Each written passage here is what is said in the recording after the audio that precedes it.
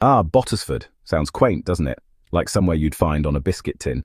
Maybe with a charming pub and a duck pond. Well, it had a pub, of sorts, and probably ducks. But mostly Bottesford in the 1600s was a hotbed of poverty mainly, and plague and a healthy, roaring paranoia about witchcraft, so not exactly Centre Parks then. More like a permanent, low-budget horror film, but with more manure. Forget your idyllic countryside escape. This was the 17th century. Life was, to put it mildly, a bit rubbish. Imagine your worst Monday morning. Now imagine that's every day. And your boss might accuse you of curdling his milk with a sideways glance. That was Bottesford. A tight-knit community, they said. Tight-knit like a noose, more like. Everyone knew everyone else's business, which was usually bad business, or witch business. The charm, if you could call it that, was rustic. Very rustic. As in, things were literally falling apart. Bottesford wasn't exactly a sprawling metropolis. Think more of a damp patch with a few huts. It was nestled in the countryside, which sounds lovely, if you ignore the fact that countryside mostly meant impassable roads, and wolves, and being miles from anyone who might actually help. This insular nature bred a special kind of village life, a life where outsiders were viewed with the same enthusiasm as a tax collector, or a particularly aggressive badger. The village itself was a masterpiece of organic planning, which is to say no planning at all. Hovels sprouted where they pleased, usually near the pigsty, for convenience, you see. The streets, if you could call them that, were mud tracks. In summer, dusty mud tracks. In winter, just mud. Deep, sucking mud. The kind that could steal a boot. Or a small child if they weren't careful. Charming. Everything was earthy. The smell, for instance. A rich bouquet of wood smoke, unwashed bodies, animal waste, and despair. You got used to it. Or you died. The houses were mostly timber-framed, with wattle and daub walls. Thatched roofs were common, providing excellent shelter for rats and insects. In Bottesford, your reputation was everything. More valuable than your last turnip, probably, and just as easily bruised. Social codes were rigid, unspoken mostly, but everyone knew them. Break one, and you'd feel the chill. A subtle shift in how Goody Higgins greeted you, or how the butcher suddenly only had the gristly bits left. It was a delicate dance. A dance performed on a floor covered in social banana skins. The insular nature of the village meant everyone was in everyone else's pocket, or at least knew what was in their pocket, and how they got it, and whether they have got it. This constant scrutiny wasn't born of malice. Not always, anyway. Sometimes it was just boredom. There wasn't much else to do apart from backbreaking labour and worrying about the harvest, and, of course, judging your neighbours. Privacy was a foreign concept. Like sanitation, or a balanced diet, your life was an open book, a rather grubby, frequently misread open book. If your cow suddenly went dry, the village knew. If your child had a suspicious-looking rash, the village knew. And if you had an argument with your spouse, well, the whole county probably knew by tea time, assuming tea time involved weak ale and stale bread. This constant observation created a fertile ground for suspicion. Sunday in Bottesford was a big deal, not just for the god-bothering, though there was plenty of that. Church was the main social event of the week, the village catwalk, if you will, where you paraded your least-stained tunic and your most pious expression. It was a chance to see and be seen, and more importantly, to scrutinize. Oh, the scrutiny. It was practically a competitive sport. Inside the cold, damp church, all eyes were not necessarily on the parson, though he did his best, droning on about sin and damnation. No, many eyes were darting about, noting who was looking a bit too prosperous, or a bit too haggard, who was sitting with whom, who coughed suspiciously during the sermon. Every pew was a judgment seat. Every hymn a chance to mutter about Goody Smith's new, slightly too fancy bonnet. Festivals were another highlight, a chance to break the monotony. May Day, Harvest Home, Christmas. The Scold's Bridal. A woman's place is quiet, very quiet. Now let's talk about women, specifically women who had opinions and dared to voice them. In 1600s Bottesford, this was generally frowned upon, heavily. A woman with a sharp tongue was a nuisance, a threat even. She was a scold, or a shrew, or if she was particularly unlucky, a witch in the making. Because a woman who couldn't be controlled? Well, that was just asking for trouble, or so the thinking went. The punishments for being a scold were delightfully barbaric. Public humiliation was key. The cucking stool, for instance, a chair attached to a long pole, used to dunk the offending woman into the nearest river, or pond, or particularly deep puddle, repeatedly. Especially popular in winter, one imagines, for that extra frisson of misery, all for the crime of essentially nagging, or perhaps just disagreeing with her husband. Then there was the scold's bridle, or the branks if you fancy, a metal cage locked around the head, often with a lovely little plate that pressed down on the tongue, making speech impossible, or at least very painful. The woman would then be paraded through the village, a walking, clanking testament to the importance of keeping one's mouth shut, especially if one was female. Home sweet hovel, living conditions in glorious Bottesford. Let's take a peek inside a typical Bottesford residence. Home sweet hovel might be more accurate. These weren't the charming country cottages you see on postcards. Oh no, think more along the lines of a shed. A very crowded, very smelly shed, usually one room, maybe two, if you were practically royalty, or just had fewer children die in infancy. Dark, damp and decidedly unfeng shui. Floors were typically beaten earth, which sounds rustic and charming, until you realize beaten earth is just another word for dirt. Easy to clean, I suppose, if your idea of cleaning is occasionally sweeping the filth into a slightly different corner. Windows, if they existed, were small and often unglazed, covered with wooden shutters, or oiled cloth, letting in minimal light and maximum drafts. Perfect for those long, freezing winters. Furniture was basic, a rough table, a few stools, perhaps a chest for your worldly goods, which probably weren't that worldly, or good. Beds often just a pile of straw on the floor shared with the whole family, and any resident vermin. Lice were constant companions. Fleas, a given. It was a cozy arrangement. When the cough turns deadly plague, panic and pointing fingers. Disease was a constant shadow looming over Bottesford. Not just your common cold, though that could kill you too. We're talking the big leagues, smallpox, dysentery, influenza, and, of course, the star player, the plague, bubonic, pneumonic, take your pick. It swept through villages like Bottesford with terrifying regularity, turning a cough into a death sentence, and a bustling community into a ghost town, almost overnight. When sickness struck, panic wasn't far behind. Medical knowledge was limited. Your local physician was likely a barber, or a wise woman whose remedies involved incantations and questionable herbs. Treatments ranged from bleeding, because clearly the problem was too much blood, to purging, or just praying, a lot of praying, which, surprisingly, didn't always work, especially if your neighbour was secretly a witch, or so it was believed. Indeed, when inexplicable illness ravaged a family or livestock, eyes would turn, suspicious eyes, towards anyone a bit different. The old woman who lived alone, the one who muttered to her cat, the one whose butter churned a bit too quickly. Surely this misfortune wasn't just random chance. Whispers in the alehouse, the genesis of a witch hunt, the local alehouse, Bottesford's social hub, and its rumour mill. Here, amidst the fug of stale beer and wood smoke, stories were told, grievances aired, suspicions voiced. It was where a bit of bad luck could transform, from a simple misfortune into evidence of something sinister. A curdled batch of ale, witchcraft, a lame horse, definitely witchcraft. A villager's sudden, inexplicable urge to dance naked in the churchyard. Textbook demonic possession. That gossip, fueled by ale and anxiety, was a powerful force. A whispered comment here, a knowing glance there. Soon a pattern would emerge, or rather, a pattern would be. Goody Nurse's prize pig died shortly after she argued with old Mother Hemlock. Coincidence? Unlikely. Young Thomas fell ill after Goody Annabel gave him a funny look. Clear as day, isn't it? The seeds of a witch hunt were sown in these casual, fearful conversations. Superstition was rife. People believed in charms, omens, and curses. The world was a place controlled by unseen forces, both good and evil.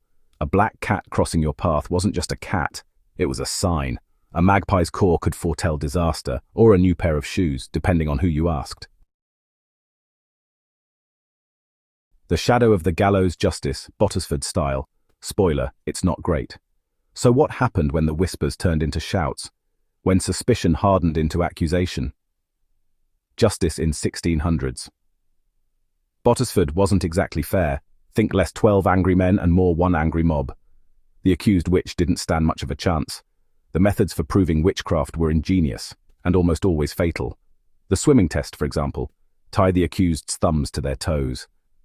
Throw them in the river. If they float, they're a witch. If they sink and drown, innocent, but also dead. So, a lose-lose situation, really. Then it was probably quite entertaining, in a grim sort of way. Then there was the witch's mark. Any mole, wart, or unusual blemish could be declared a teat, from which the witch suckled her demonic familiars. Professional witchfinders would prick these marks with needles. If it didn't bleed, or if the accused felt no pain, perhaps due to shock or the pricker cleverly using a retractable needle, then it was proof positive. Guilty as charged. Next. The paranoia was relentless, the injustice staggering. Ordinary folk, often elderly women, or those who were simply unpopular, found themselves facing terrifying accusations. I once investigated a case where a goat sneezed 3 times. Naturally, we assumed demonic possession. Turned out the beast just had hay fever, but we dunked the farmer's wife anyway. You can't be too careful. Welcome to Bottesford, a village much like any other. If other villages also suspected the ducks of colluding with dark forces, here religion was the sturdy oak and superstition, the ivy, climbing everywhere, sometimes choking the oak a bit, but mostly they got along, like a poorly matched couple. The air in Bottesford hummed. It hummed with prayers and with nervous whispers. Was that a creak in the floorboards, or a demon stretching its legs? Best say a prayer and leave out some milk, just in case. One couldn't be too careful, especially when the cat stared. Daily life was a tightrope walk between salvation and, well, the other place. The church bells rang, a comforting, holy sound, unless they sounded a bit off. Then it was an omen, probably a bad one. Everything could be an omen. A dropped spoon, a grumpy goat. The possibilities were endless. Bottesford folk knew. Belief was your umbrella against a very persistent, very weird rain. Beyond the veil of everyday drudgery, or perhaps just under the bed, lay the kingdom of darkness. This wasn't a metaphor, mind you. It was considered quite real, like taxes, but with more brimstone and significantly worse decor. Think damp, drafty, and demon-infested. The sort of place with terrible reviews on any infernal travel website. This realm, they said, teemed with all sorts of beings. Demons with bad attitudes, imps with a penchant for mischief, lost souls wandering about, probably looking for the complaints department. It was the cosmic opposition, the ultimate other side of the tracks. And it had a very active recruitment policy, or so the pamphlets implied. Belief in this dark kingdom wasn't optional. It was part of the package deal. If there was a heaven, all shiny, there had to be a hell, all smoky. It maintained a certain cosmic balance, like a seesaw with an angel on one end, and something with too many teeth on the other. People didn't just believe in it. It was there, awaiting the unwary or the unlucky. The management, of course, was Satan, the big bad, the adversary. Without it, half the fears and a good chunk of the sermons would make no sense at all. Let's talk about Satan, God's adversary, the original rebel. He wasn't just a vague, spooky concept. Oh no, he was personal. He was the reason your milk curdled, the reason your favorite chicken mysteriously vanished, the ultimate scapegoat, really, with horns and a pointy tail and a very bad reputation, which, to be fair, he cultivated. The social pressure to believe in him as this terrifying, ever-present threat was immense. You had to. It was like believing in the king, except the king didn't actively try to tempt you into eternal damnation. Usually, monarchs could be tricky, but Satan was consistently, reliably evil, a comforting thought in its own way. You always knew where you stood, which was, preferably, far away. This powerful belief shaped everything: how you lived, how you prayed, how you eyed your neighbor's suspiciously good luck. He must have made a pact, someone would mutter, probably into their ale. Fear of Satan kept people in line, or at least it kept them looking over their shoulders, constantly, which is bad for the neck, but good for spotting approaching fiends. He was the ultimate bad boss, the one who promised promotions but delivered only brimstone. Now here's where things got muddled, like a badly stirred potion. Church rituals were holy, sacred, full of incense, chanting, and mystery. Holy water flicked with priestly fingers, Latin phrases muttered just so, all designed to bring one closer to God, or at least keep the other guy out. It was powerful stuff, or so everyone devoutly hoped. But then you had witchcraft, which, if you squinted and tilted your head a bit, looked suspiciously similar. Chanting, check. Strange ingredients, Check. Mysterious words spoken in darkened rooms, double check. The main difference, it seemed, was who was doing the chanting, and what letterhead the magic was on, divine or diabolical. It was a fine line. Imagine the confusion. Father Michael just waved some smoke around and said some funny words. Old Mother Hemlock does that too. But when does it? It's evil. It must have been perplexing. One person's blessed relic was another's cursed charm. It all depended on the branding. And who had the fancier hat? The priest, usually. The church said its magic was good, sanctioned, official. Witchcraft was the cheap knockoff, the dangerous, unregulated version.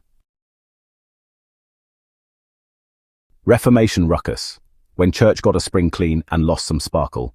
Then along came the Protestant Reformation, like a new broom, intending to sweep clean. It looked at all the church's shiny bits, the statues, the incense, the relics, the saints for every occasion, and said, bit much, isn't it? Suddenly, a lot of what felt holy felt a bit magical, and not in the good, approved way. The reformers wanted to strip things back to a simpler, more direct faith, less of the bells and whistles, literally in some cases. No more bell ringing to scare demons. The demons were probably thrilled. A quieter working environment. This meant many rituals that had comforted people for centuries were suddenly suspect. Or gone. Wait, so St. Anthony can't find my keys anymore. A genuine crisis for the forgetful. This had a curious effect on belief. The Reformation, in trying to purify faith, may have inadvertently highlighted the dark side by removing some of the competition. A royal touch healing, or just really good handshakes? Amidst all this religious upheaval and demonic recruitment drives, there was another curious blend of faith and something else. Royal healing. Yes, you heard that right. Kings, and sometimes queens, it was believed, could cure certain ailments. Most famously, scrofula, a nasty swelling of the lymph nodes, known as the king's evil, because only the king could banish it. How did this work, you ask? Well, the monarch would touch the afflicted, often in a grand public ceremony. There would be prayers, there would be gold coins given, and lo, some people got better. Was it divine power, flowing through God's anointed ruler, or was it something a bit more psychological? A dash of majestic mystique, a sprinkle of public relations genius, and a hefty dose of the placebo effect, which is not to be sniffed at. It's quite potent. This practice was fascinating. It wasn't quite church ritual, it wasn't witchcraft, heaven forbid, it was royal magic, unique to the crown, a powerful statement of legitimacy. See, God likes me, I can cure stuff. Hamlet hysteria, pointing fingers and finding fiends.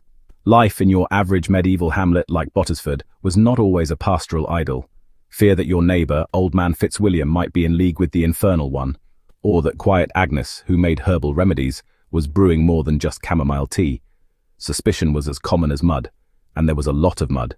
Accusations of witchcraft could fly thicker than bats from a belfry. All it took was a curdled batch of butter, a sick cow, or a personal grudge. Suddenly, someone was a witch, a sorcerer, a devotee of darkness.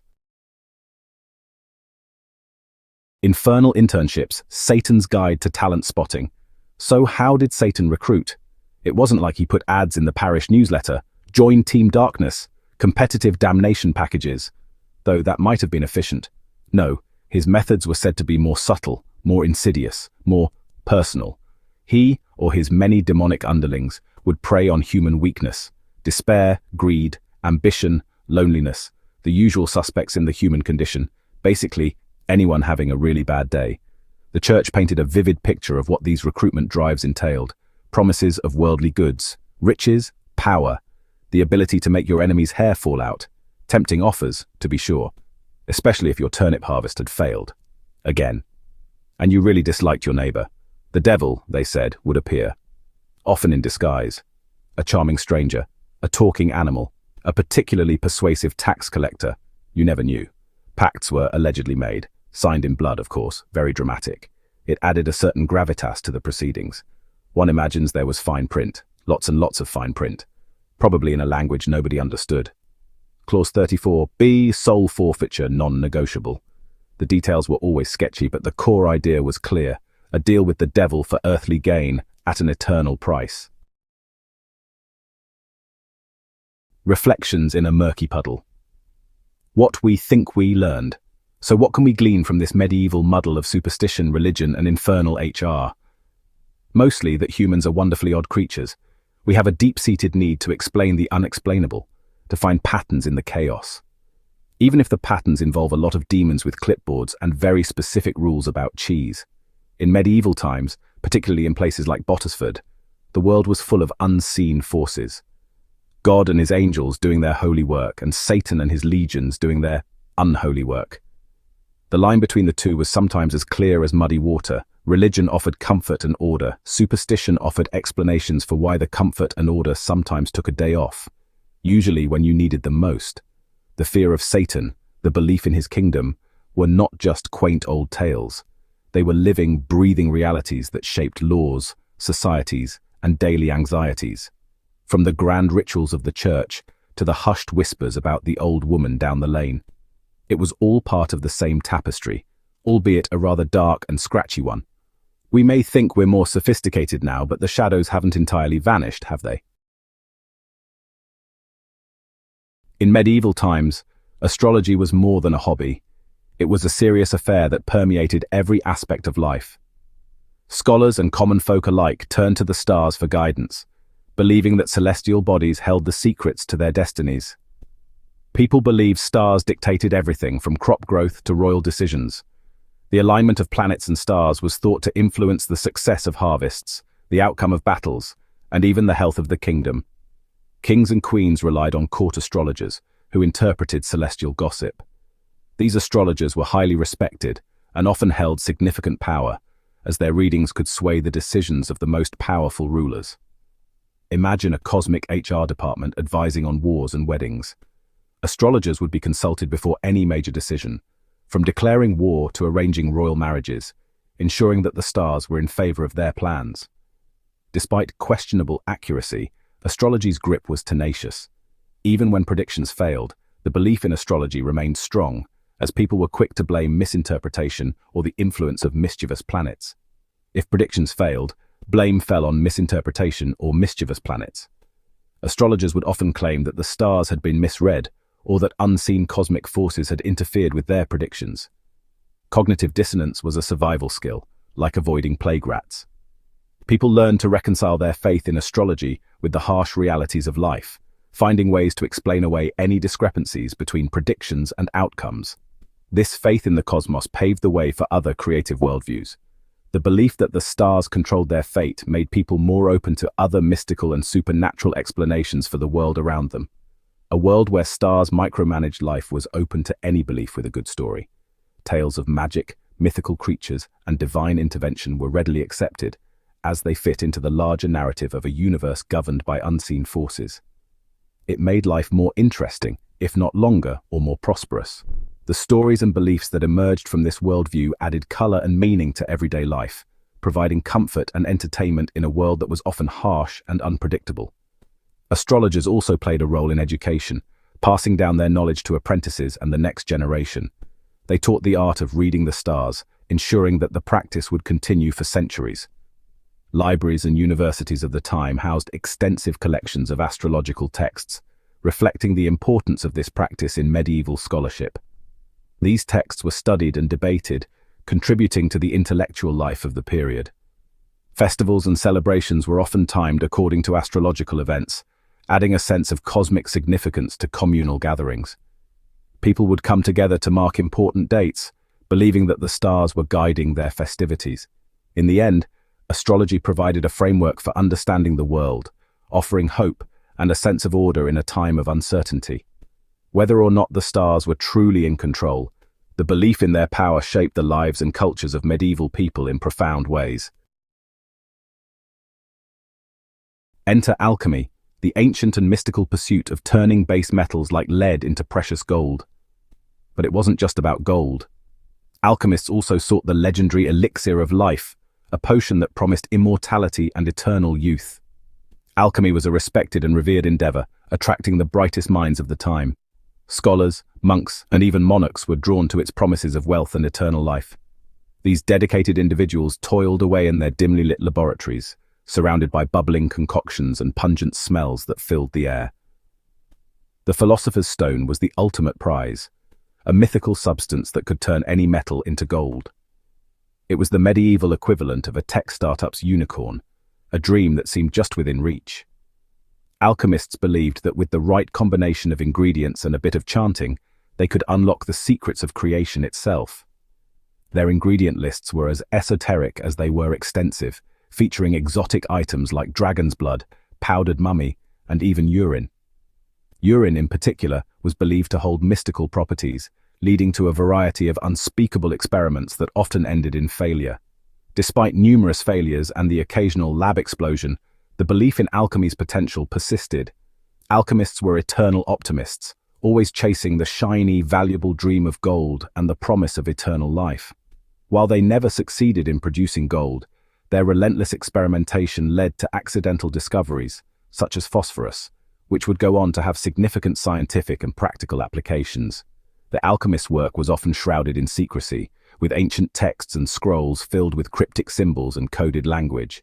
They guarded their knowledge closely, passing it down through generations. Many alchemists also dabbled in astrology, believing that the positions of the stars and planets could influence their experiments. They meticulously charted celestial movements, hoping to find the perfect alignment for their work. Mystical symbols and magical diagrams adorned their laboratories, each one representing a different aspect of their quest for knowledge and transformation. Alchemists often took on apprentices, passing down their knowledge and techniques to the next generation. These young students would spend years learning the intricacies of alchemical practice, hoping to one day make their own groundbreaking discoveries. Though the dream of turning lead into gold remained elusive, the pursuit of alchemy brought about a wealth of knowledge and a deeper understanding of the natural world. In their quest for gold and glory, alchemists laid the groundwork for modern chemistry and medicine. Their ancient books and illuminated manuscripts continue to fascinate and inspire, offering a glimpse into a time when science and magic were intertwined, and the quest for knowledge knew no bounds. In the end, the legacy of the alchemists is not measured in gold or eternal life, but in the spirit of curiosity and discovery that they embodied. Their work reminds us that the pursuit of knowledge is a journey filled with wonder, mystery, and yes, sometimes even questionable smells. In medieval times, the line between early science and magic was thin. The world was a mysterious place, filled with wonders and dangers that were not yet understood. People sought explanations for the natural phenomena around them, and in doing so, they often turned to those who seemed to have a deeper understanding of the world: alchemists and herbalists. Alchemists and herbalists were experimenters, mixing and observing. They were the pioneers of their time, delving into the secrets of nature with a curiosity that bordered on the mystical. Their work was a blend of art and science, a dance of trial and error that could lead to miraculous discoveries or disastrous failures. Success meant genius. Failure could mean accusations of witchcraft. In a world where the unknown was feared, those who dared to explore it walked a perilous path. A successful potion could heal the sick or bring prosperity, but a failed experiment could lead to suspicion and fear, branding the creator as a witch or sorcerer. Village wise women knew their herbs, but their knowledge looked like witchcraft. These women were the keepers of ancient wisdom, passed down through generations. They understood the healing properties of plants and could concoct remedies for various ailments, yet their skills were often misunderstood and their intentions questioned. How did they know foxglove's effects? Clearly, they were in league with dark forces. The foxglove plant, known for its heart-stimulating properties, was a powerful tool in the hands of a knowledgeable herbalist. But to the untrained eye, such knowledge seemed otherworldly, and thus dangerous. The problem was perception and a lack of peer-reviewed journals. In today's world, scientific discoveries are shared and scrutinized through peer review, but in medieval times, there was no such system. Knowledge was guarded, and the lack of transparency bred suspicion. Mutters in Latin over a pot could be scholarly or sorcery. The language of scholars was often Latin, a tongue that sounded foreign and mysterious to the common folk. When an alchemist or herbalist muttered incantations or formulas, it was easy for onlookers to mistake their scholarly pursuits for dark magic. Cleverness was risky unless it involved new tax methods. In a society where innovation was often met with skepticism, the only safe way to apply one's intellect was in service of the ruling class, such as devising new ways to collect taxes or manage resources. Fear of the unknown led to suspicion, with witchcraft as a convenient scapegoat. The fear of what could not be explained often led to tragic consequences. Witch hunts became a way to channel societal anxieties, targeting those who stood out or seemed to possess unusual knowledge. In this climate of fear, the line between a potion and poison was indeed a fine one, and those who walked it did so at great personal risk. When medieval society faced crises, it sought scapegoats. Witches were blamed for misfortunes, easier than addressing real issues. Fear became currency, and paranoia spread quickly. Neighbors' sour milk or a child's fever became evidence of witchcraft. Targets were often elderly women, midwives, or the unlucky. Accusations escalated quickly, and denials were seen as guilt. Mob mentality took over, fueled by fear and opportunism. Enter the professional witchfinder, a career built on fear. These self-appointed experts roamed, offering to uncover satanic plots. Their methods were unscientific, like pricking with pins or sleep deprivation. The swimming test was a win-win for the prosecution. Witchfinders wielded immense power, accusations leading to convictions. Communities paid for their services, hoping to end their woes. Witchfinders stirred hysteria, identified culprits, and moved on. They profited from superstition, turning paranoia into a profession. Some became wealthy, exploiting fear and despair. They saw opportunity in a world filled with fear. The story takes a twist as witchfinders face their own accusations. Their careers built on fear had a boomerang effect. Communities grew weary, suspecting witchfinders of fraud or dark dealings. The accuser became the accused, facing swift and brutal downfalls. Some were exposed as frauds, others lynched by fed-up mobs. Ironically, witchfinders were sometimes accused of witchcraft themselves. It was a fitting end for those who profited from fear. The medieval world, though mad, sometimes delivered rough justice. Ah, the good old days. Or perhaps not so good if your prized dairy cow suddenly decided to produce something resembling blue cheese rather than milk. In times when science was mostly just enthusiastic guesswork, and life was a rather precarious affair, misfortune needed a scapegoat. And who better than someone a bit odd? Perhaps an elderly woman living alone, a bit too fond of herbs, or someone who didn't quite join in the village sing-songs with sufficient gusto. Now, once an accusation was made, often with the enthusiastic support of someone who, say, fancied the accused's rather nice vegetable patch, you needed evidence. And what splendidly imaginative evidence it was. Forget DNA, fingerprints, or anything remotely resembling common sense. We're talking about proof so wonderfully absurd it makes a Monty Python sketch look like a sober documentary. For instance, there was the ever-popular witch's mark.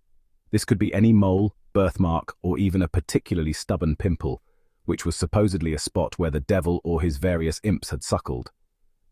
Professional prickers would jab these marks with needles.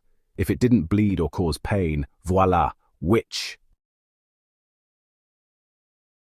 So, you've been accused, and the evidence is piling up like a stack of particularly damning pancakes. What next? Well, the authorities weren't just going to take your word for it that you danced naked with demons in the woods. Oh no, they needed a confession. And they had some remarkably effective, if somewhat gruesome, methods of persuasion. The guiding principle seemed to be that the human body, under sufficient duress, would happily admit to anything, including personally causing the Great Plague or teaching squirrels to yodel. It was less about uncovering truth, and more about producing a script that fit the prevailing narrative of diabolical mischief. Village Barbecue, Witch Edition, a public spectacle of piety and pyrotechnics. Once the witch had confessed, usually to a litany of rather imaginative sins involving farm animals, ointment and pacts with a remarkably busy devil, it was time for the grand finale, the public execution. These confessions were often extracted under duress, with the accused subjected to various forms of torture until they admitted to the most fantastical and damning of crimes. The more outrageous the confession, the more it seemed to satisfy the public's appetite for scandal and drama. This wasn't some solemn hidden affair. Oh dear me, no. The execution was a highly anticipated event drawing people from miles around. It was a spectacle that combined the macabre with the mundane, a bizarre blend of horror and festivity. This was prime-time entertainment, a community event, a day out for the whole family. Children, parents, and grandparents alike would gather to witness the grim proceedings. It was a rare opportunity for the community to come together, united in their shared sense of righteousness and curiosity. Town squares would be packed, vendors would sell refreshments, and a general air of grim festivity would prevail. The atmosphere was almost carnival-like, with food stalls, musicians, and even games for the children. It was a day when the ordinary routines of life were suspended, replaced by the extraordinary drama of life and death. It was a chance for the authorities to demonstrate their power, their piety, and their commitment to ridding the world of evil, one sizzling heretic at a time. The executioner, often hooded and mysterious, became a figure of both fear and fascination. Church officials would be present to offer prayers and ensure that the proceedings were conducted in accordance with divine will. The preferred method of dispatch varied by region. In some places, burning at the stake was the favored approach, believed to purify the soul through fire. In others, more expedient methods like beheading or drowning were employed. In England and its American colonies, hanging was common. The gallows would be erected in a prominent place, serving as a stark reminder of the consequences of straying from the accepted norms. The condemned would often be paraded through the streets, allowing the public to jeer and throw rotten vegetables, adding to the humiliation and spectacle of the event. The Great Unwitching, when Sanity decided to make a cameo. Remarkably, even in the darkest depths of this madness, flickers of reason began to emerge. Like a lone guest at a party who suddenly asks if the punch tastes a bit off, some individuals started to question the whole witch-hunting enterprise. It didn't happen overnight, of course. Overturning centuries of deeply ingrained superstition and theological justification is rather like trying to turn a very large, very angry ship with a teaspoon. But slowly, painstakingly, doubts began to creep in. Perhaps, just perhaps, torturing people until they confessed to flying on broomsticks wasn't the most reliable method of jurisprudence. Echoes of the accused, how fear forged our superstitions. The witch trials may have faded into history, consigned to dusty books and lurid museum exhibits, but their impact lingers like the faint smell of brimstone in an old attic. These trials were not just isolated events. They were a manifestation of deep-seated fears and anxieties that permeated society. The fear of the unknown, the fear of the other, and the fear of anything that deviated from the norm. These centuries of persecution left deep scars on the collective psyche, shaping our folklore, our language, and even some of our lingering, irrational fears. The stories told around fires in medieval villages were not just entertainment. They were cautionary tales, warnings of the dangers that lurked in the shadows. The worried faces of villagers reflected a society constantly on edge, always looking for someone to blame for their misfortunes. Think of the stereotypical witch, the pointy hat, the broomstick, the black cat, the cauldron. These images, now so familiar, were born out of a time of fear and suspicion. They became symbols, not just of witchcraft, but of a particular kind of female power that was seen as dangerous and subversive. The cauldron, once a common household item, became a symbol of dark magic and forbidden knowledge. These images, largely solidified during the trial era, became shorthand for a particular kind of female power, one deemed dangerous, subversive, and unnatural. Women who were knowledgeable, independent, or simply different were often the targets of these accusations. The trials were a way to control and suppress these women, to keep them in their place. The powerful women of history, those who dared to defy societal norms, were often labeled as witches. The trials reinforced the idea of the other as a source of menace. The courtroom scenes with their ominous figures and fearful villagers were a stark reminder of the dangers of standing out, of being different. The accused, often innocent, became scapegoats for the community's fears and anxieties. The legacy of these trials is still with us today in our stories, our language, and our superstitions. The fear that forged these superstitions continues to echo through the ages, a reminder of the power of fear and the dangers of allowing it to rule our lives. Modern Marvellous scapegoating in the Age of Selfies. Now you might think, Stephen, old chap, this is all frightfully interesting historical stuff, but surely we've moved on. We have smartphones and reality television. We're far too sophisticated for witch hunts now. To which I would reply with a gentle sigh, oh my dear friend, if only. While we may no longer be dragging people to the village green for a good old-fashioned burning based on whether their butter churns correctly, The underlying mechanics of scapegoating and mass hysteria are, alas, alive and tweeting. The pitchforks may have been replaced by keyboards, and the public square by the public timeline, but the human tendency to find someone to blame remains remarkably robust. Consider the speed and ferocity of online shaming campaigns. A misjudged comment, an old photograph taken out of context, a rumor spread with malicious intent, and suddenly an individual can find themselves at the center of a digital firestorm. Reputations are destroyed, jobs are lost, and lives are turned upside down, often before any real facts can be established. In the past, it was the fear of witches and the unknown that drove communities to scapegoat individuals. Today, it's the fear of social ostracism and the unknown consequences of a viral post that fuels the fire. The immediacy of social media means that reactions are swift and often unconsidered. A single tweet or post can ignite a wildfire of outrage, spreading faster than any old village gossip ever could. Hashtags become the new rallying cries, and trending topics the new public trials. The court of public opinion is always in session, and its judgments can be harsh and unforgiving. News outlets hungry for clicks and views often amplify these digital witch hunts, giving them a veneer of legitimacy. The line between fact and fiction blurs, and the consequences can be devastating. It's not just the accused who suffer. Friends, family, and even bystanders can get caught in the crossfire. The ripple effects of a digital witch hunt can spread far and wide, leaving lasting scars. But it's not all doom and gloom. Just as the internet can be a tool for harm, it can also be a tool for good. Communities can rally around those who are unjustly targeted, offering support and solidarity. There are countless stories of individuals who have been lifted up by the kindness of strangers, who have found new strength in the face of adversity. The same platform that can tear someone down can also help rebuild them. So, while the age of selfies and social media has brought new challenges, it has also brought new opportunities for connection and compassion. The key is to remember our shared humanity and to use these powerful tools wisely. In the end, it's up to us to decide how we wield the power of the digital age. Will we use it to scapegoat and shame, or to support and uplift? The choice is ours, and the consequences are profound.